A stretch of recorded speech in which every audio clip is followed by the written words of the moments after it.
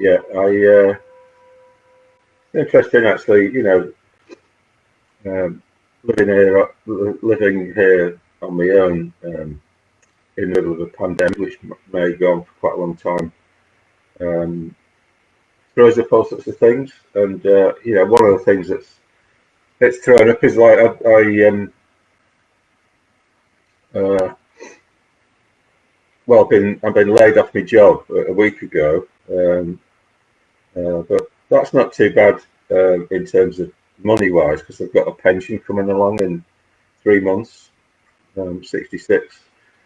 Um, but what I really miss, because I've been furloughed from that job, but I did really enjoy it. I just enjoyed going in and being part of a project and a community, and it's a massive building project with hundreds of guys, like 700 guys on site, and I was kind of cleaning in the offices, and I just really enjoyed the energy, and the courtesy that morning Clay, the courtesy that everybody showed towards each other. It's kind of completely uh, de rigueur that you didn't go through the door before somebody, that you held it open for them, and that applied to absolutely everybody. And it just made a really pleasant place to work. Yeah. So yeah, from a Buddhist point of view, the Buddha said that everything, all things arise in dependence on conditions. So this is the law of conditionality, or praticca samuppada, and it's the way that things work.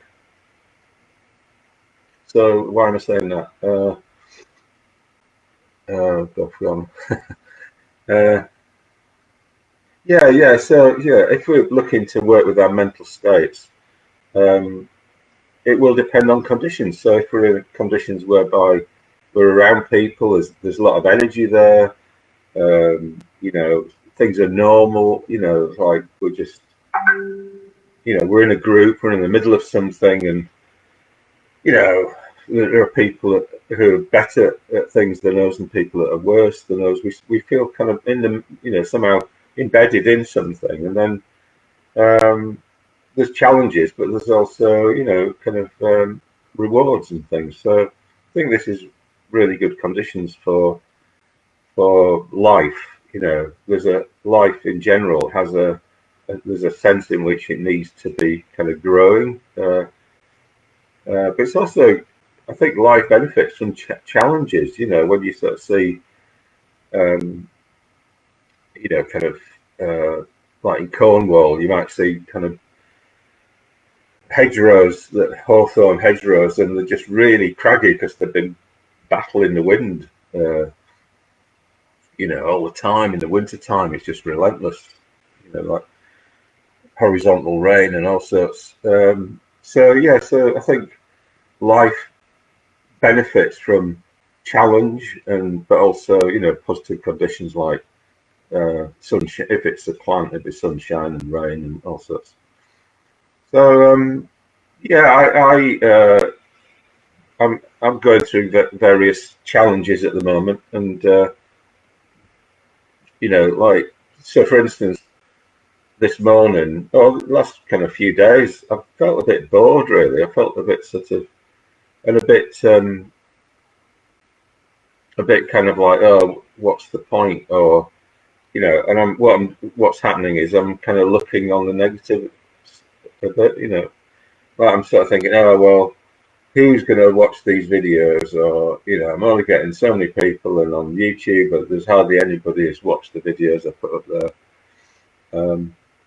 So I think part of the process of working with anything or being successful with anything is like kind of rigorous honesty about ourselves and our situation, and rigorous honesty, yeah. Or just trying to like find the ground underneath us. Well, what's the actual truth? And I think that remember doing these sessions in the early days, and I thought, yeah, I need to keep admitting how I am, and I need to share with others, with you, how I am, and then through that, it's like I'm not kind of on my own with it, and then I'm in the community, and then I just work with whatever is in front of me. Whatever I have to work with myself, with my body, my feelings, and my mind, and all that, and my views. So yeah, so to kind of like admit that I'm bored or something to myself,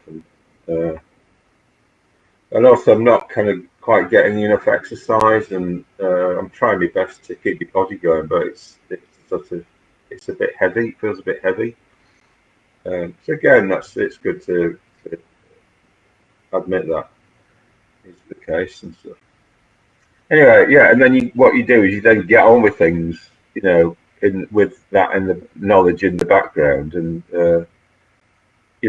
try and have a positive effect on the world. So over the recent past, so I was doing interviews with order members for quite a while, really. I might have done about 15 different people or something, and that came out of me thinking, it would be good to. The order is quite a resource, and I thought, yeah, it'd be great to show the world, the internet, a bit more what the order's like, and kind of hopefully inspire you. I think they were quite inspiring, those videos, and it's also actually order members are very sort of kind of quick to respond to me. So I wasn't hanging around waiting for people to get back to me. If they didn't, I noticed that there was something going on for them, like some project or other. So actually, yeah, I got a really good response. And I suppose, like, maybe now, and I've had a little bit of a easier phase where I've just been doing meditation and puja. I think just I needed it, just to have a bit of a mental rest.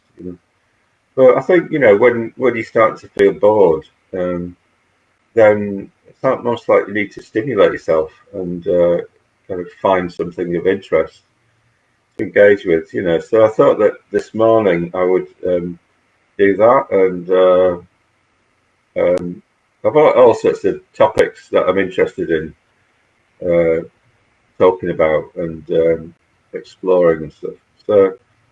So I think what I am going to do today is we'll do a meditation, and then I'm going to try and sort of explore, or begin to explore, the area of big technology. So there was this really historic, I thought it was historic, thing happened this week, which is all the CEOs of all the big technology companies, Mark Zuckerberg, Sundar Pichai, who's the CEO of Google, Bezos from Amazon, and Tim Cook from Apple. Combined value of those four companies, $5 trillion. So it's funny because all of this wouldn't be here. I wouldn't be able to do the Facebook Live things if it wasn't for Facebook and Google and all that. And I'm using Apple iPhone and all this sort of stuff. So it's like it's so kind of ubiquitous these days, technology, and it's so helpful in lots of ways. It gives people all sorts of access to I mean, Jordan Peterson talks about the internet being like the new Gutenberg, which Gutenberg refers to the invention of the printing press. So prior to that, all books had to be written out by hand. So you invent the printing press, and then it means that ideas can just be spread much more widely, which then leads to all sorts of effects in the culture. So with the internet, you've got the potential access. Well, like YouTube is like your television, your own television station in a way. So everybody's got access to the whole world in terms of broadcasting their ideas and stuff. So I just thought it'd be interesting to look at that, look at the benefits, but the drawbacks of the sort of technology that we have, and the Silicon Valley, and how that all works, and the sort of mindsets of the people who are involved in that, techie types and stuff, and issues around it, and issues around things becoming kind of ubiquitous, and sort of in a way we can start to feel as individuals, we start to feel powerless. So I've called this session "High Tech and Individual Ethics." Anyway, it's a bit of a challenge. I only thought of this about 20 minutes ago, so I'll see what happens. But I already feel stimulated by by the idea of having to have something to come up with something.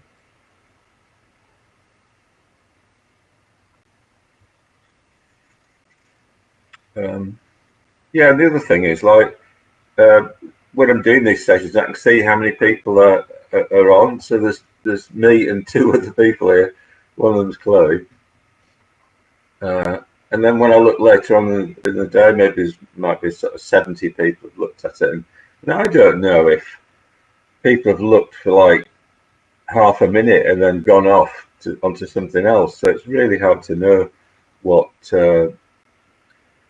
what effect any of this is having. But yeah, no, I think one of the reasons is for doing this is like to just get everything out onto the internet, get ideas out there, and ideas are like seeds. So they might stay in the soil for years, and then when the right conditions come along, they start sprouting. So I'm just reminding myself of that if there's something that has some potency in it, in what I'm saying, then I'm feeling confident that it will get picked up at some point. Van Gogh didn't sell any paintings in his lifetime, so that's it. That's how it is. So yeah, this is all good. All right, so we'll do some body work and then some meditation.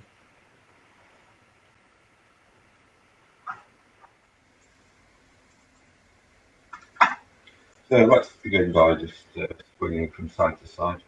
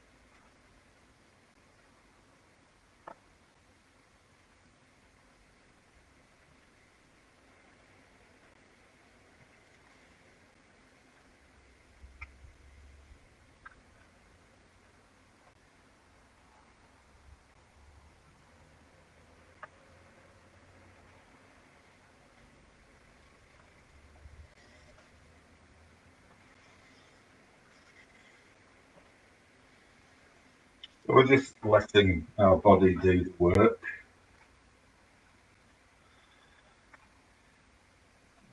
You know, things just happen in their own time. So we can just keep doing this. I'll notice that I'm gradually loosening up as time goes on.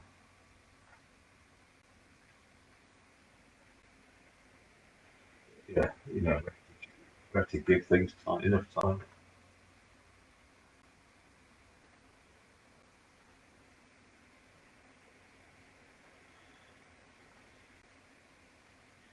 Maybe imagine that there's an arrow from your centre of your chest pointing diagonally upwards like that.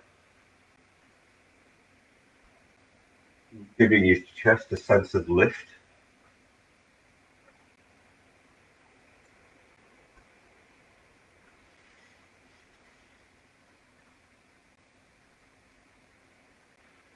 There's a phrase in the, I think it's Bodhicharyavatara Puja. It says, may all beings be of noble aspect, creating light for one another. Sort of a sense of a noble, upright torso.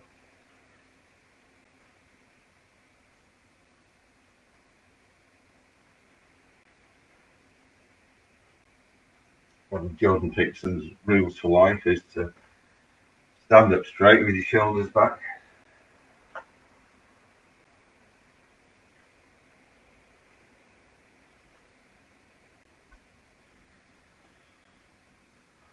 So yeah, it's not a sense of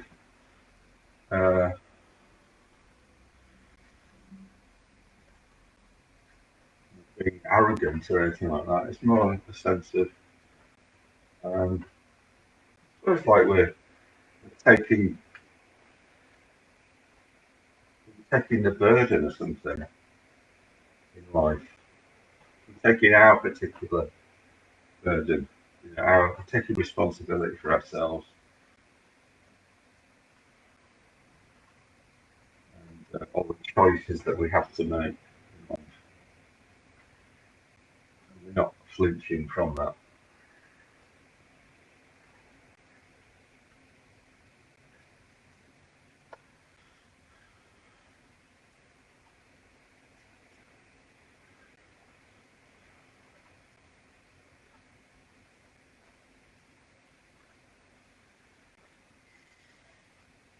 Okay, then circling with your hips.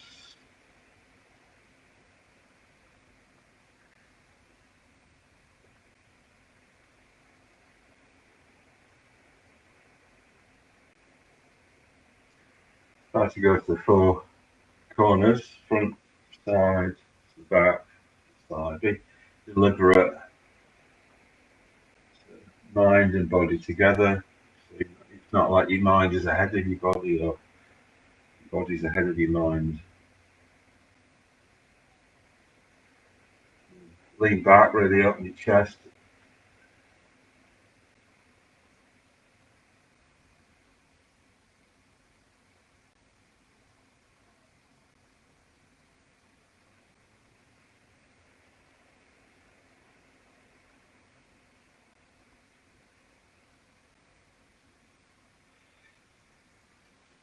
And then rub your hands together. Give your face a bit of a wash with your hands.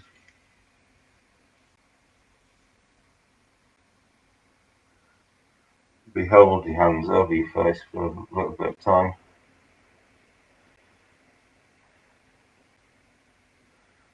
Turning away from the world and towards your own experience. Checking in with how you're feeling at the moment.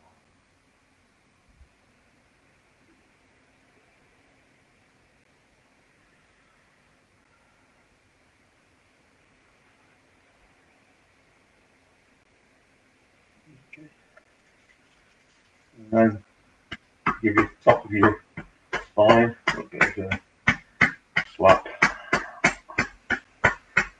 the wrong word, but I don't know.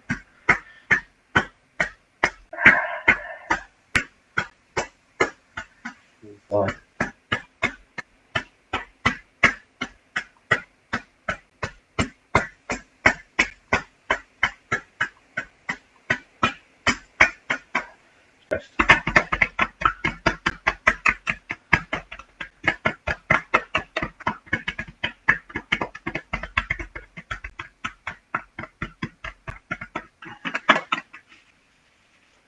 and the arms.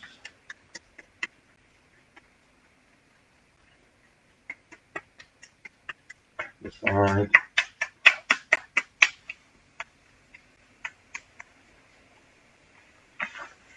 Coming at on the kidneys at the back.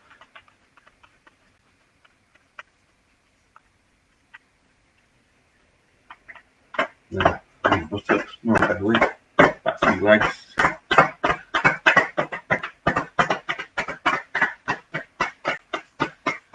And down your legs as far as you can go.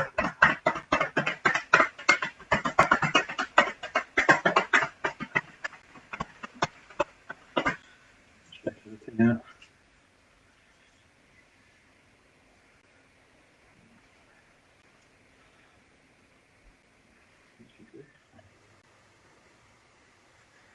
Okay, so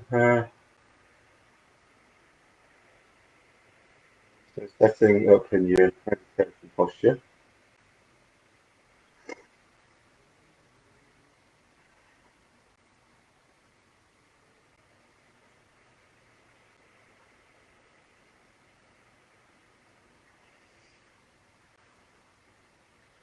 So this morning we're going to do the Metta Bhavana meditation. So this is where we're looking at our emotions, working on our emotions. So we might think that our emotions are just presented to us, and we can't do anything about them. You know, we feel sad or we feel happy or whatever it is. We feel angry or feel bored. But an emotion is actually something that we're even though it's conditioned by feeling often, so feeling is pleasant or painful or neutral. So, we have a painful experience and then, we don't want it. So that's the emotion, is the not wanting, or we have a pleasant experience, we want it. So, our experience might kind of make us want to sort of run away from our life or, reject it or something like that. Or even run away from ourselves, or we might even be a bit indifferent towards ourselves. But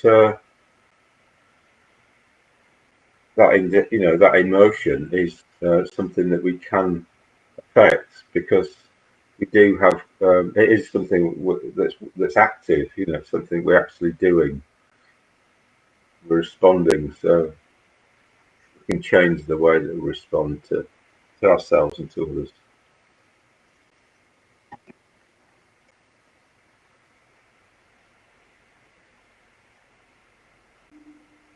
Metta Bhavana.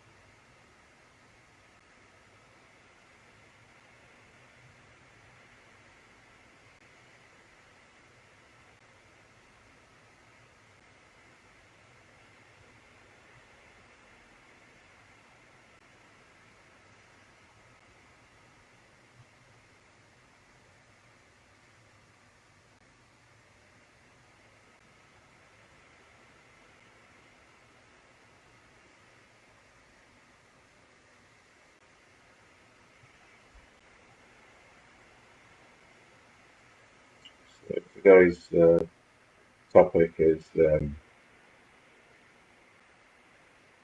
technology and ethics.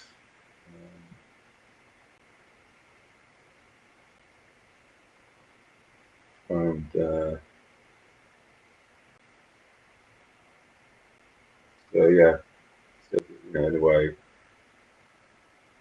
what can happen is we can spend a lot of our lives looking at screens.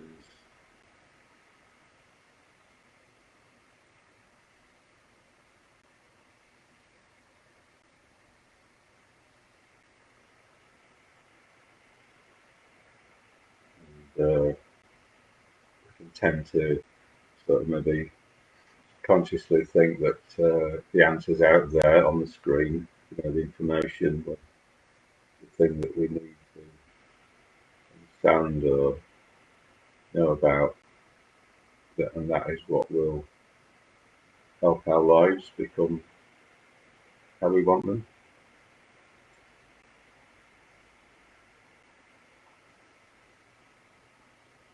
But what a meditation invites us to do is to kind of not look out there, but to look inside.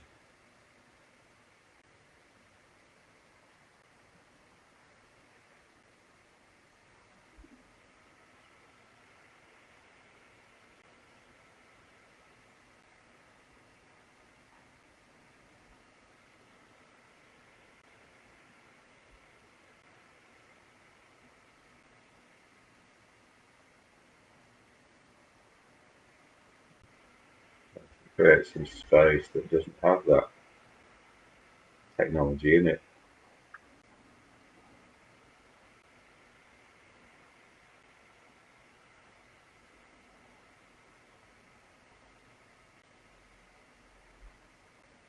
May I be well.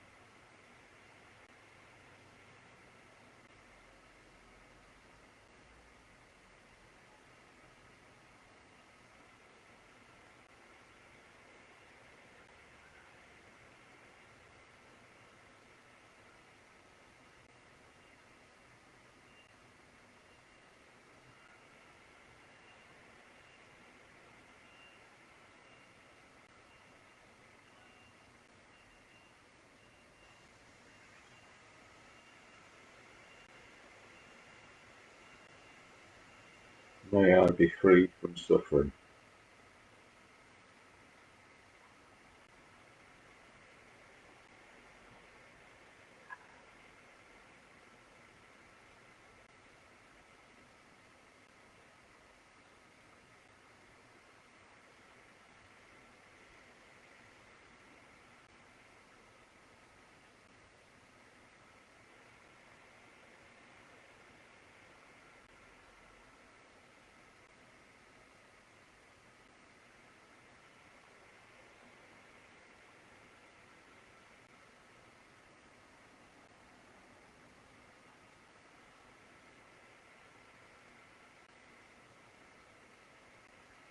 I was trying to have a sense of what that would be like for you, the fullness of what the experience of being free from suffering would be, being fulfilled and stimulated, alive,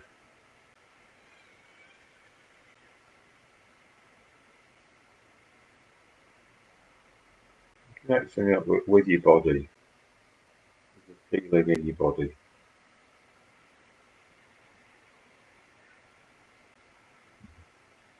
connecting up with your heart area,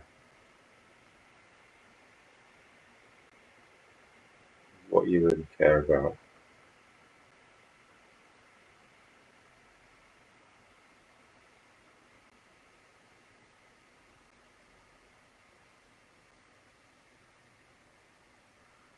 Maybe bringing to mind a time when you did feel really happy and stimulated and alive.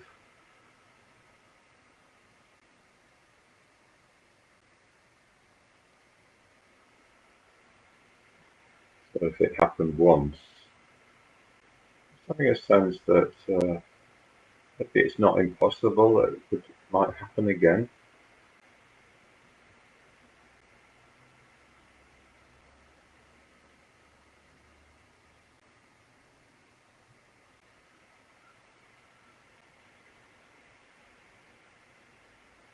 So one of the things that can be a bit unhelpful that we do is we just limit our imagination, our belief in what might happen. We go, oh, no, that's not possible. What makes us so certain that that isn't possible? How do we know?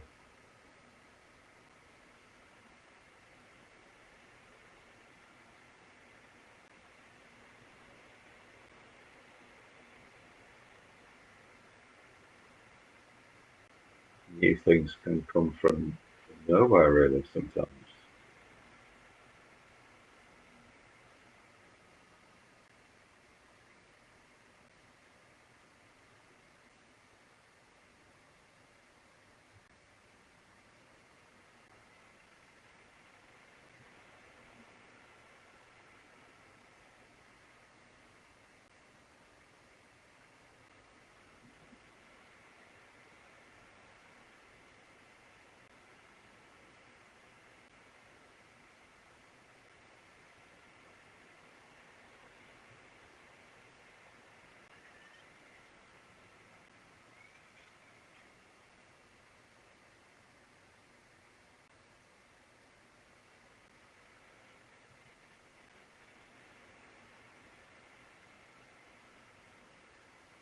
And some things are outside of our control, that's true. But some things are in our control. So the situations that we put ourselves in, for instance,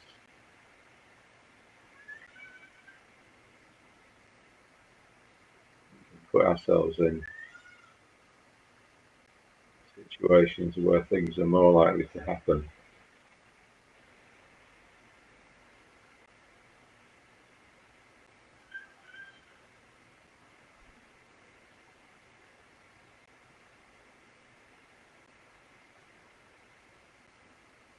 We do have choice in life.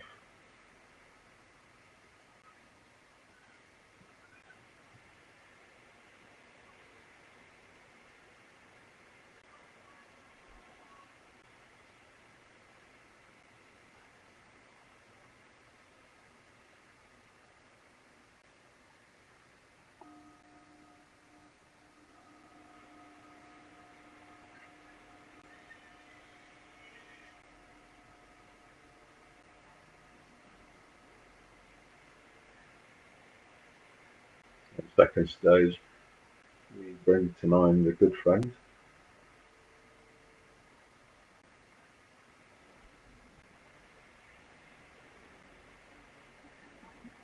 Trying to imagine our friend just being in sort of really rich, abundant conditions.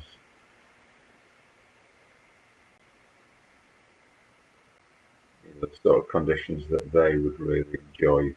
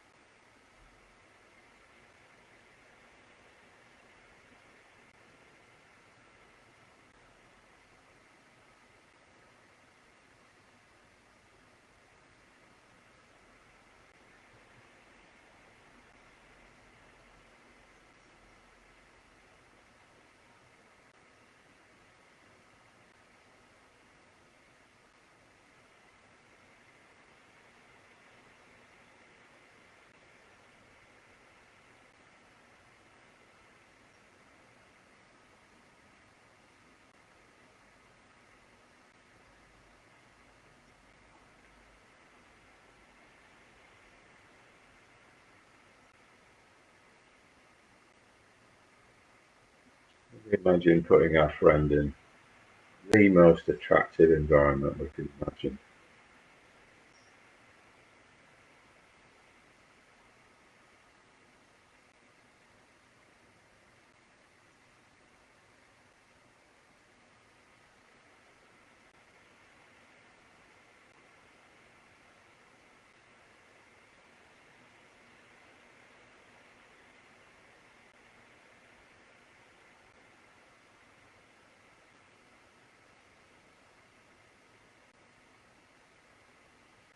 In the Buddhist tradition, in the famous sutra called the White Lotus Sutra,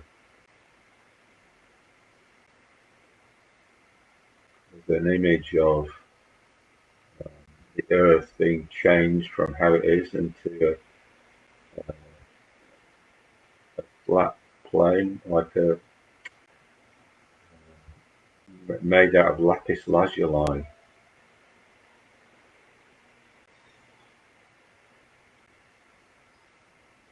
Um, the trees are all made out of jewels, and under the trees sit Buddhas.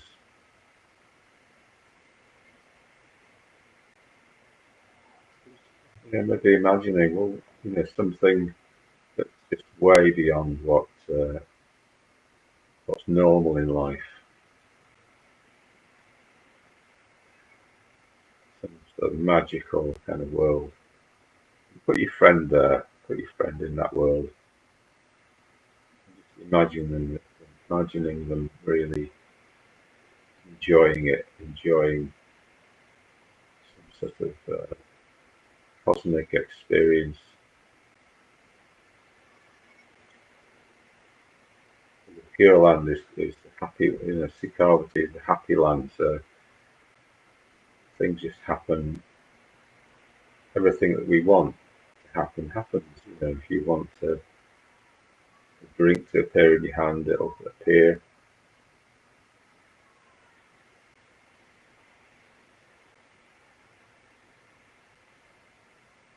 It's just a symbol for things working out. A good word for beings. If you have a visual imagination, just go to town with it.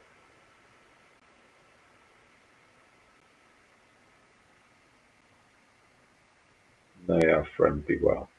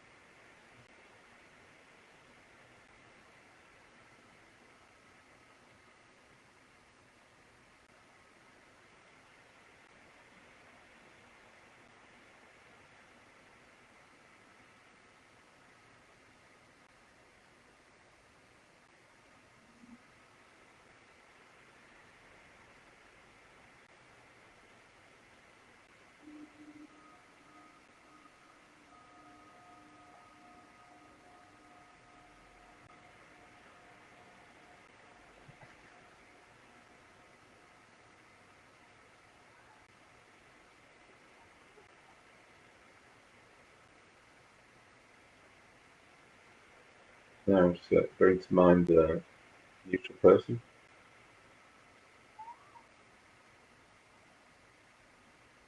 somebody that you see around and you work in a shop or something, local shop.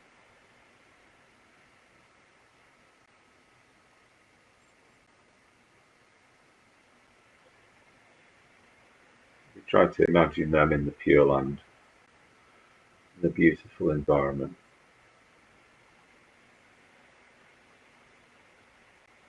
Everything is just easy, relaxed, stimulating.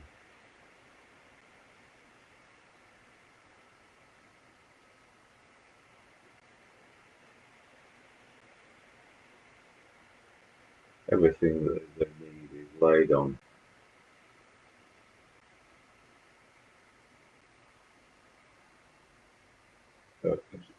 With everything that they really need. So not just material things, also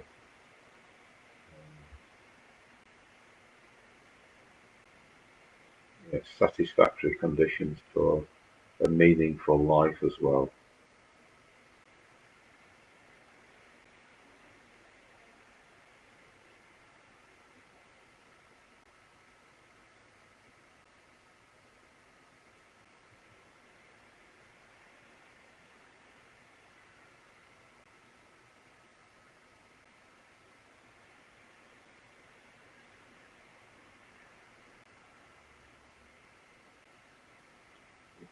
There are no niggling little areas of their lives that aren't satisfying.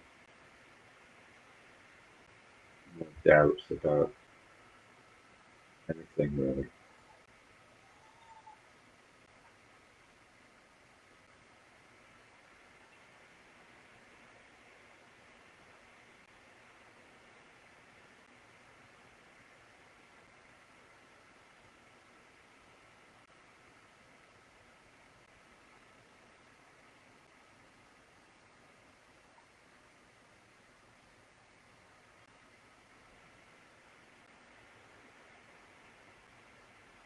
May they be well.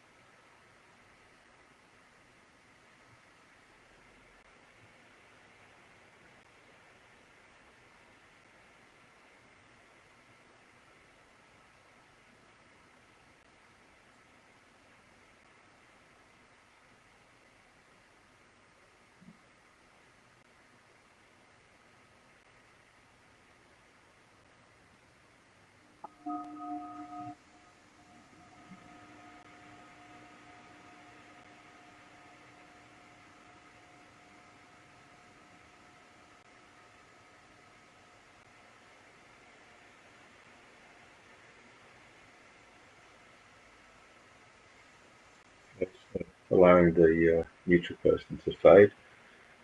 And bring to mind something that we would find difficult at the moment.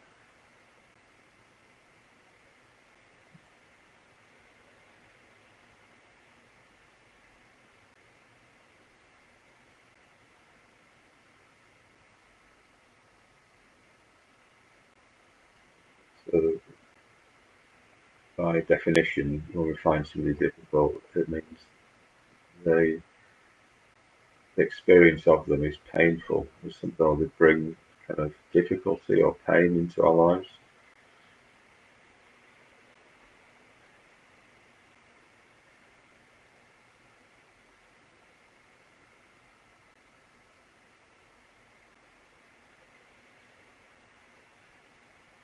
Could consider that they're just going about their life in the way that they think is best for them.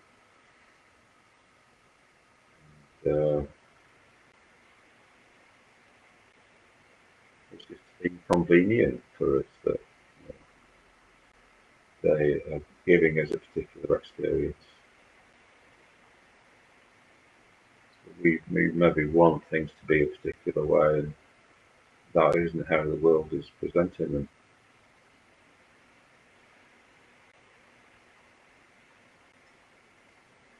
Just imagine putting a difficult person or the person we find difficult into that Pure Land.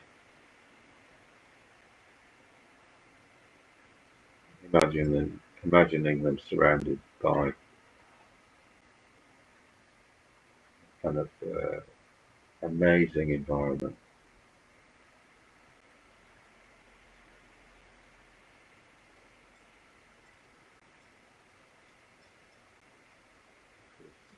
Sky, just imagine the skies stunningly beautiful.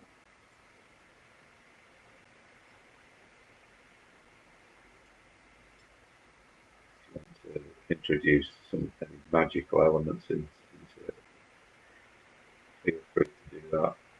Just really try to build up some sense of a wondrous experience. Everything is easy.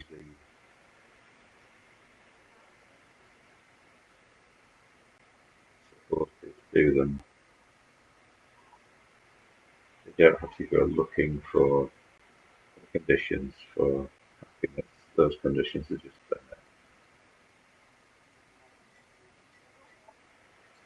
Connection and conversation and aesthetics,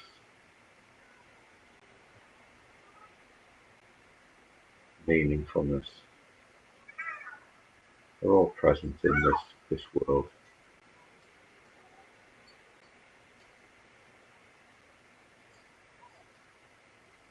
You can see them being happy, being well.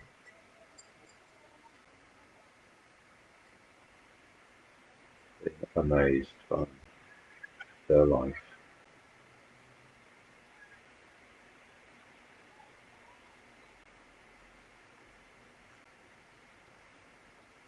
Just allowing ourselves to have that thought, may this happen to them, no matter what experience they bring to us. It's kind of separate and slightly irrelevant to the purpose of the meditation. We're focusing on them being well at the moment.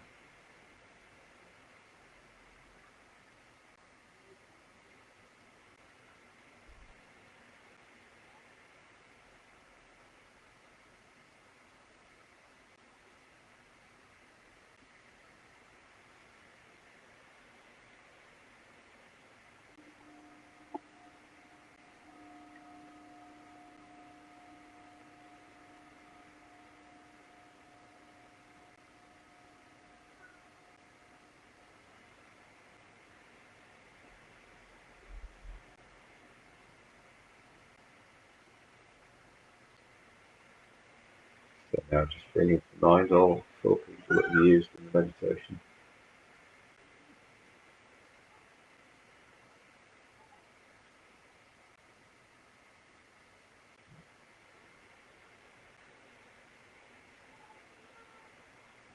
Pushing them all into the Pure Land, into the Happy Land.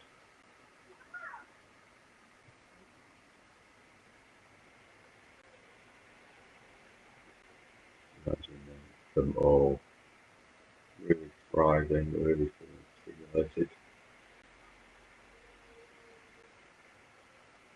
excited about their lives.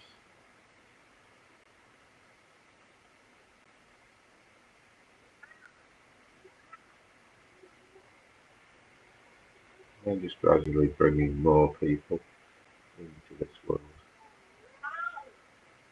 People who live near you.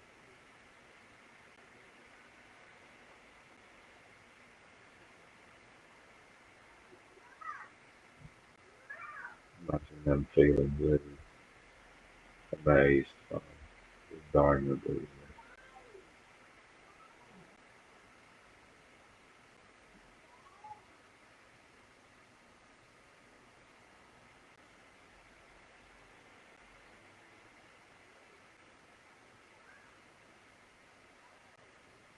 Keep expanding into the world, so you're bringing more people in this world, this Saha world, this Golden Buddhism, putting them, transferring them over into the your land. In our imaginations, they be well.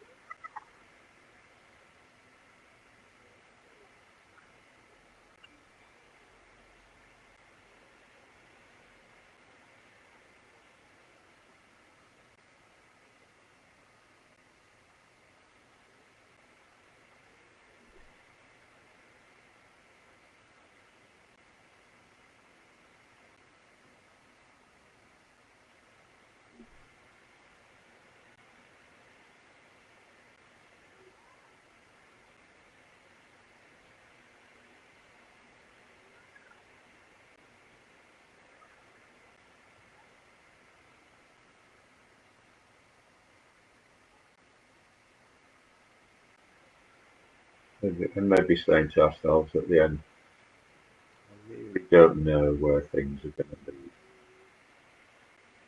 How do I know what the limitations of my life and other people's life are going to be?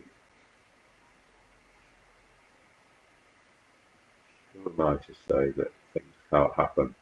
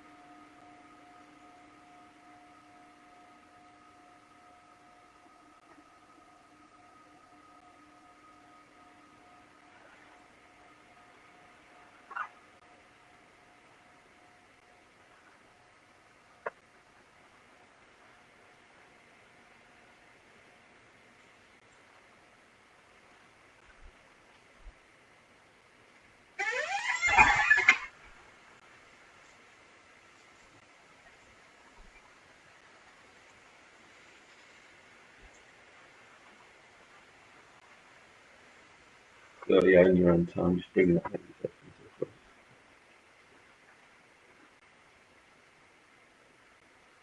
front.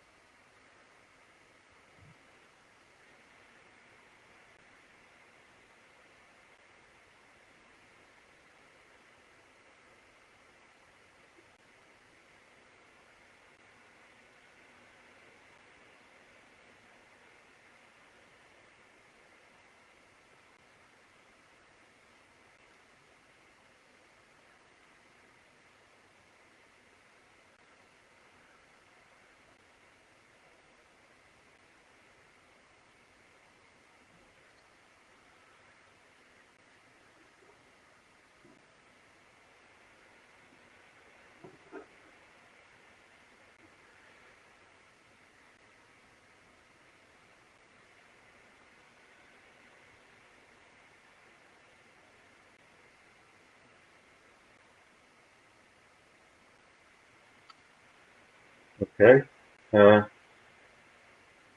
I kind of feel like I've stimulated myself with that meditation. Shunted myself out of feeling a bit bored. Um,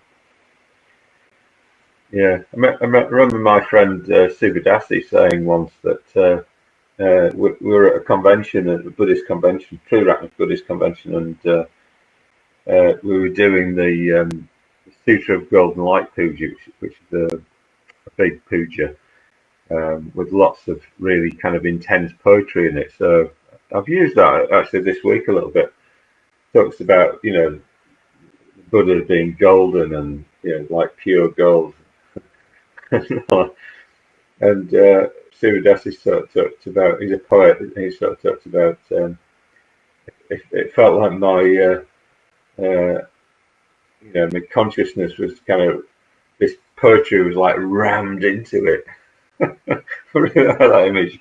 You know, something being rammed into your mind. You know, like just you just shunted into a different world. Um, so yeah, the Pure Land, you know, Pure Land, Pure Land in Buddhism is a bit like that. It's like kind of we've got to try and use our imaginations with it, you know. So um, and it's like well, what's beyond? What's you know what you know? Well, with wonder and awe, it's like um, we can't encompass. We don't know where that thing's kind of come from in a way. It's like it's beyond what we've created or we can imagine, you know. So there's something about that that's really important, I think, spiritually, you know, that we have this sense that we don't know, or we don't know what the limitations of things are. It's only when we think we know and we've, you know, that we get bored, I suppose, you know, because, you know, we've drawn a bit of a line around things, and this is the limitations. That everything just seems limited, you know. So today's topic is technology and big tech, um, big tech and individual ethics. So yeah, so I was watching. I don't know when it was, yesterday or the day before.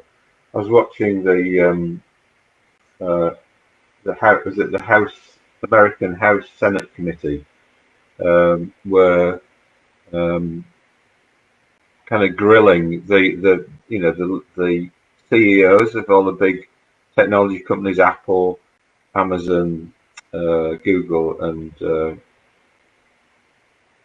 Facebook, you know, and on their practices, you know, of I don't know, business practices that they saw were a bit, you know, a bit unethical.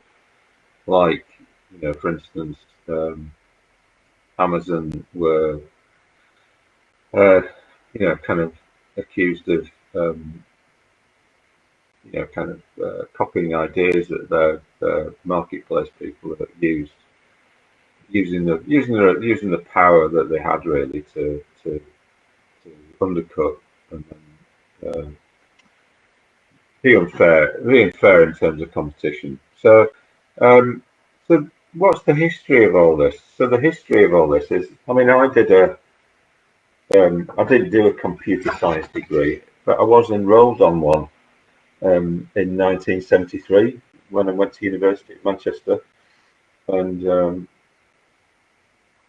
in those days there was this computer called, I don't know, it's called ME3 or something, 5 or something, MK5 or something, and it was like I was shown, you know, this big kind of thing, all these cabinets with, you know, it was a, you know, it was a powerful computer in those days. But I mean, that would be like ridiculously low, and you had all these punch cards that put the information was put in through all these cards with loads of holes punched in them, and they were. A lot of the things that they were doing was calculating things like astronomical, you know, things like how the sun works and all that sort of stuff, which you need kind of a lot of mathematical power to do. But you know, I mean, yeah, my dad bought me a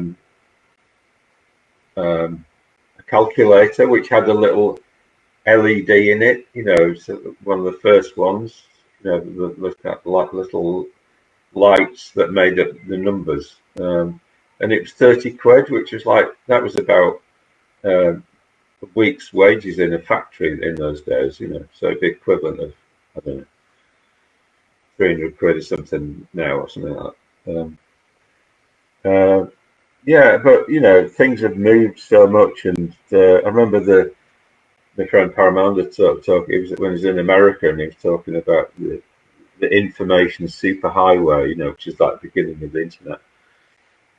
And, so I think it's kind of like easy to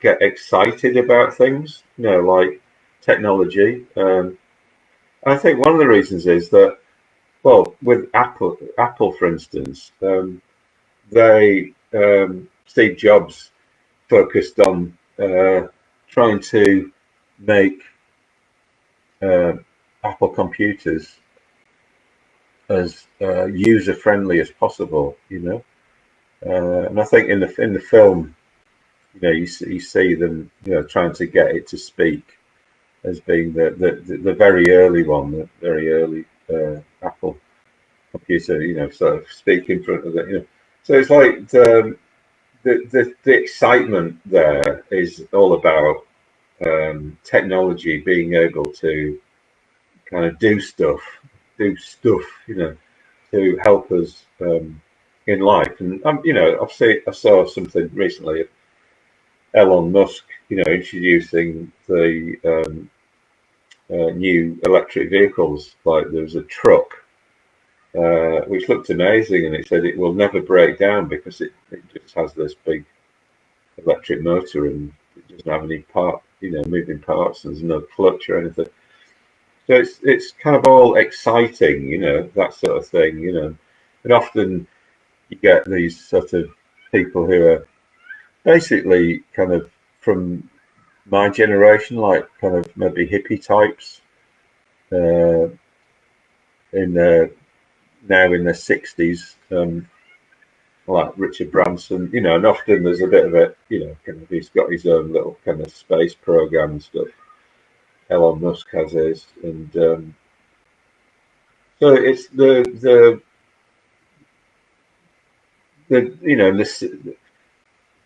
the 60s were this time of experimentation and freedom, So it's like after the Second World War in the UK, you had rationing, which ended in about 1955, and then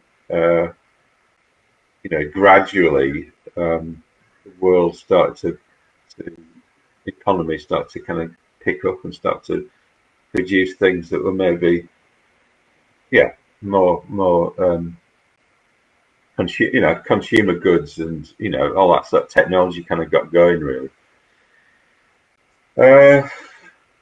So I mean, it's interesting that I mean, I was at Butterfield Festival, and we've got an area called the Dharma Parlour, and it's like debates and things and teaching area. And I was in a debate with a guy from who worked at the Oxford Mindfulness Centre, and we were debating about Buddhism and science, and he was saying he was going on about how great it was that mindfulness had become really popular, and it's kind of scientifically acceptable and all that sort of thing. And I tried to bring in the idea that it was being treated a bit like a technology, so it's like a technique, and that so you can give people a technique, or you can give them technology, but the thing is, how they use that is still up to them. It's still about personal, individual ethics, So, scientists invented the atom bomb, but it's still down to an individual whether they press the button or not, So I think there's a bit of confusion here around technology saving us. It doesn't save us. It just gives us tools that we can either use or not use, for good or evil. So I think in the high tech, in the world of high tech, so I was a bit struck by the fact that in these hearings they had it, said that combined value of those four big tech companies is $5 trillion. and it's like it can just become sort of so kind of massive, and you can start to feel unable to change it, or it's just you just have to accept. You just have to accept that, oh, this is just a system that we're in, you know. And how can one individual do anything about this system? And well, I suppose like the system is still made up of individual people, you know, individual people doing their lives, and making their choices, and you know, going along with some things and not going along with other things, you know. So I mean, through my lifetime, especially earlier on, I repeatedly, I mean, I didn't do computer science in the end. I did physics, and then didn't really use that, and then got into Buddhism at age 34. But you know, my parents would keep going on about it. If there was a point in my life where I was a bit lost or something, oh, why don't you do computers? Go back, you know, do so. If that was like the place where you could just make loads of money. So in a way, it's almost like there's this kind of tech. I don't know if this is the right word. Like a technocracy. So it's almost like you know, the four CEO. There's four CEOs, almost like the high priests of today's world of you know, science and technology being, it's like the dominant, it's the dominant paradigm really in the world. You know, it's like a lot of people just, religion has kind of for a lot of people it's kind of gone out the window, and it's been kind of replaced by this belief that technology can sort of save us, it can make our lives easier and all that sort of stuff. And in a way, it's become a bit of a religion. In fact, you know, you could argue that that all views in the end are religious views. You know, because if you agree that if the bottom line for all living beings is they want to be happy and not suffer, you know, have meaningful lives and all that sort of thing, then everything that they do is about that. You know, everything is they do. So you know, when people work in Silicon Valley and produce things, and you know, work on technology and you know, build up software systems and all this sort of stuff, they're doing that because they believe that that is going to bring them the most happiness. And whether it will or not is down to whether they are, how deluded they are or not from a Buddhist point of view. So, but you know, I think Buddhism's take on different classes of beings is that, you know, talks about beings in the hells and beings in animals and hungry ghosts, and which are kind of beings that are kind of states of addiction. But you've also got the God realm, and so you know, on a psychological level, people can have lives that are godlike. You know, that everything just works for them. You know, they have massive amounts of power and influence, and that can just seem to go on forever. You know, for a long time. That's what traditionally Buddhism says about the God realm, is it lasts for a very long time.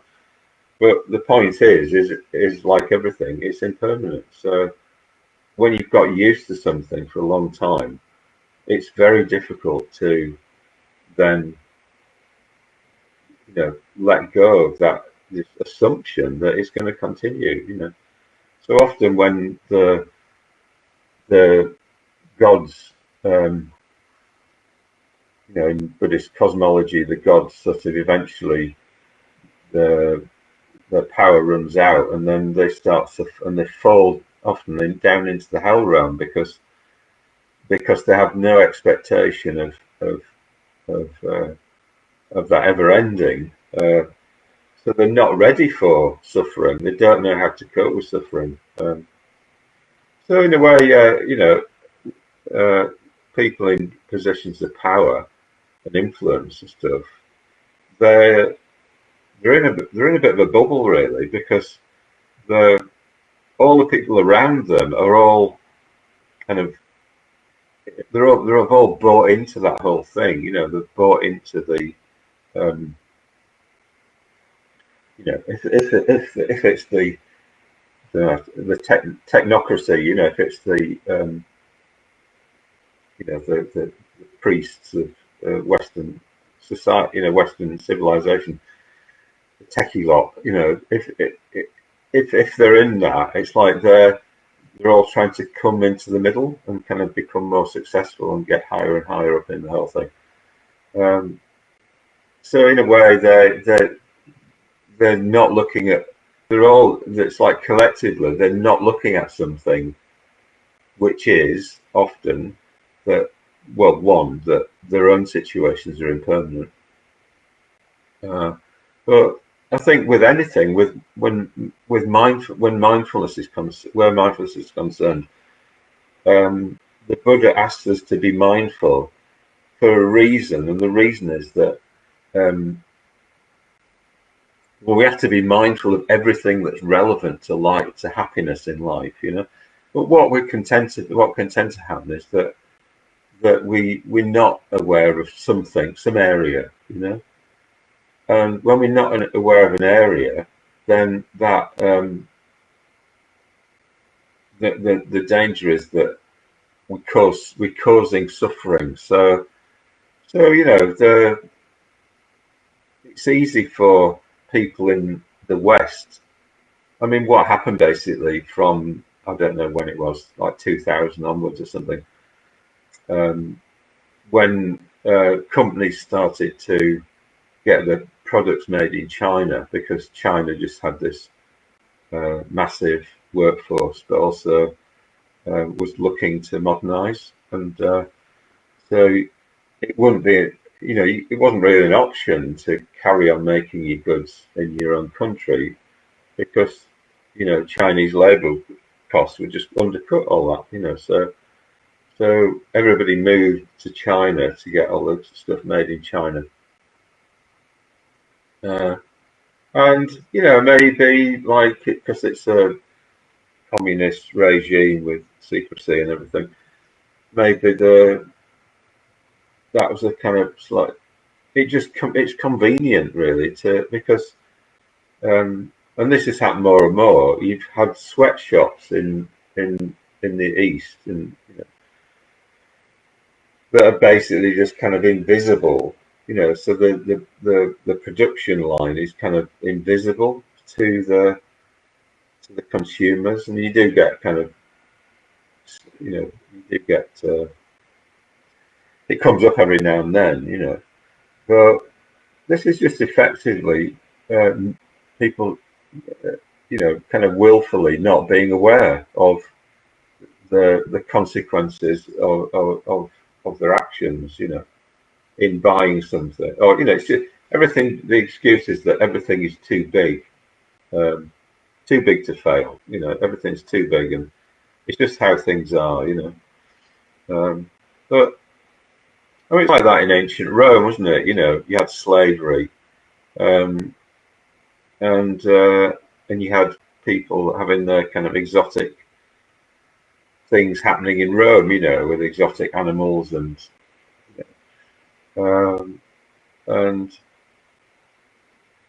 it still doesn't get rid of that thing of it's our choice what we do with it, with our each moment of our lives. How do we do we think of others? Do we say the truth? Do we work on the things that we have influence over, and that sort of thing.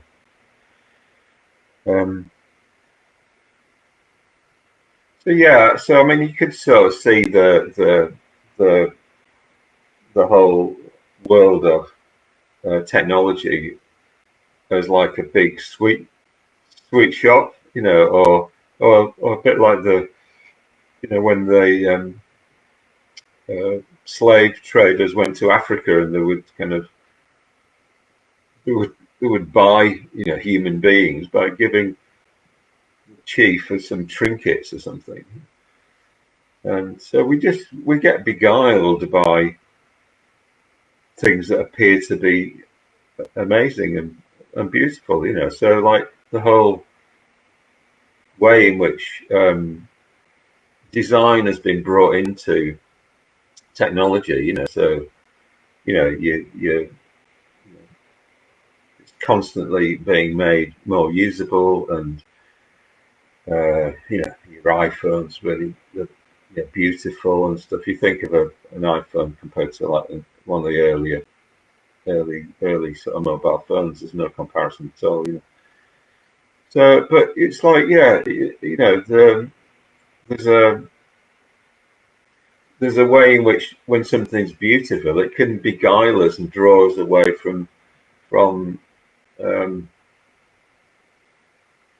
things that we maybe should be paying attention to that might not be so beautiful, but are kind of like important, um, like how how how how the world is doing in general, just more broadly, So yeah, so I think we all have these choices that we make, and um,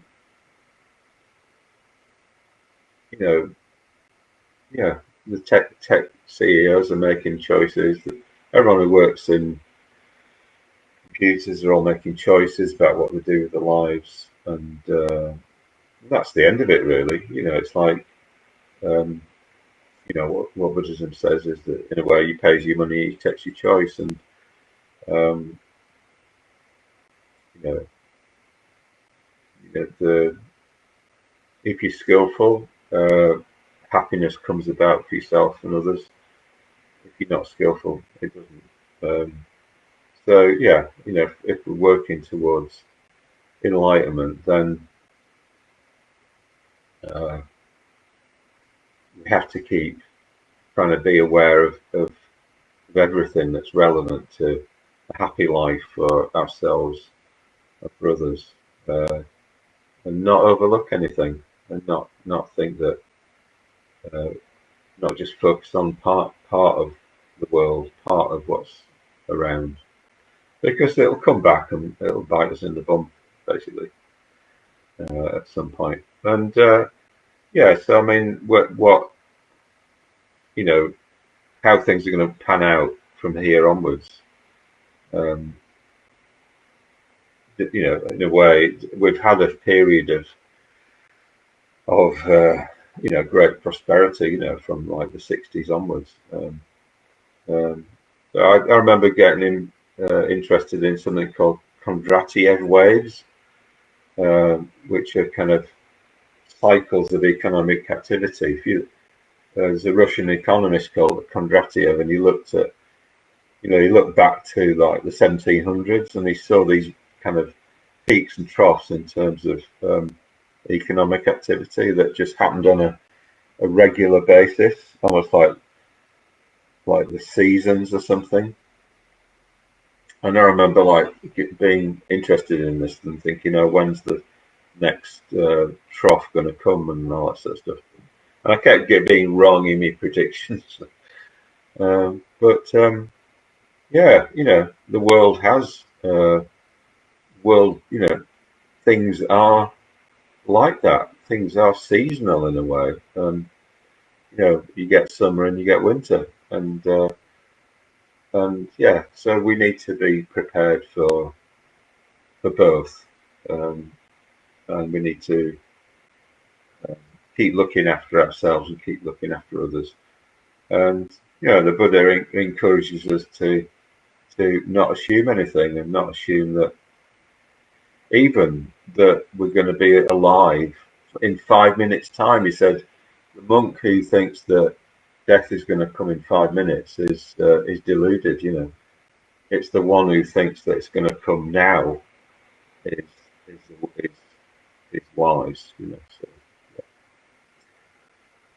and in a way, that's quite a positive thing to think, because you know everything that we have, everything that we're given, um, if we think in those terms, is a gift. You know, it's something to be grateful for.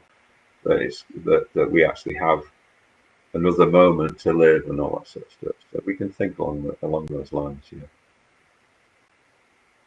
Yeah. So anyway, it's been a bit of a rant in and around, kind of technology and stuff. So, and I feel stimulated by that. So I'm going to carry on doing something similar tomorrow, or not tomorrow, on Monday, and get my brain working again. Okay, that's it for today. Thanks everybody. See ya.